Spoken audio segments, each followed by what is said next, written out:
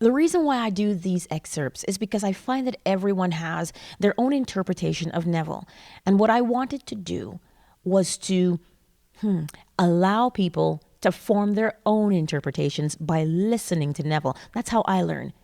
When I read a book, I read it out loud. And so I read it over and over and over again because this particular excerpt tells you, A, how to recognize the state that you're in. My predominant state used to be one of worry. Oh no, can I do this? Can I not? I don't know if I can make it. That was my predominant state. It really used to be. But I found after reading this particular passage, Neville teaches you how to identify what state you're in and how to relax your body and then tell yourself what state you want to be in. Well, let's learn how to recognize and change a state that we no longer want to be in. This excerpt is also from Your Faith is Your Fortune. It is pretty self-explanatory. If you are dissatisfied with your present expression of life, then you must be born again. Rebirth is the dropping of that level with which you are dissatisfied and rising to that level of consciousness which you desire to express and possess. You cannot serve two masters or opposing states of consciousness at the same time. Taking your attention from one state and placing it upon the other, you die to the one from which you have taken it, and you live and express the one with which you are united. Man cannot see how it would be possible to express that which he desires to be by so simple a law as acquiring the consciousness of the thing desired. The reason for this lack of faith on the part of man is that he looks at the desired state through the consciousness of his present limitations. Therefore, he naturally sees it as impossible of accomplishment.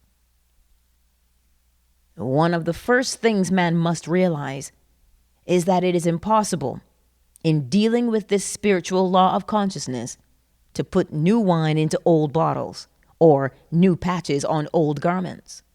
That is, you cannot take any part of the present consciousness into the new state. For the state sought is complete in itself and needs no patching. Every level of consciousness automatically expresses itself. To rise to the level of any state is to automatically become that state in expression.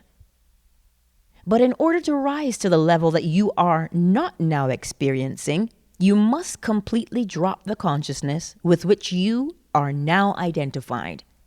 Until your present consciousness is dropped, you will not be able to rise to another level. Do not be dismayed. This letting go of your present identity is not as difficult as it might appear to be. The invitation of the scriptures to be absent from the body and be present with the Lord is not given to a select few. It is a sweeping call to all mankind.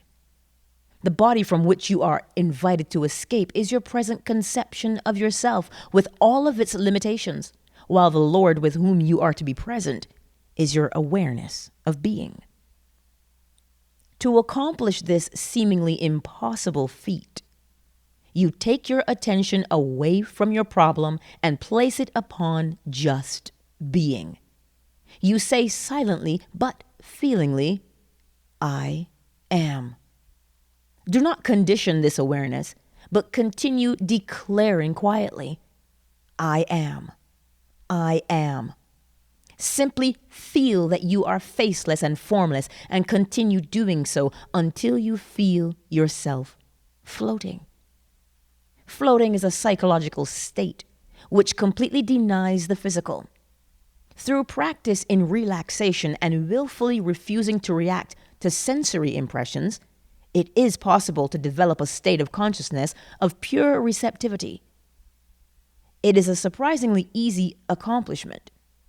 In this state of complete detachment, a definite singleness of purposeful thought can be indelibly engraved upon your unmodified consciousness. This state of consciousness is necessary for true meditation. This wonderful experience of rising and floating is the signal that you are absent from the body or problem and are now present with the Lord. In this expanded state, you are not conscious of being anything but I am. I am. You are only conscious of being. When this expansion of consciousness is attained, within this formless deep of yourself, give form to the new conception by claiming and feeling yourself to be that which you, before you entered into this state, desired to be.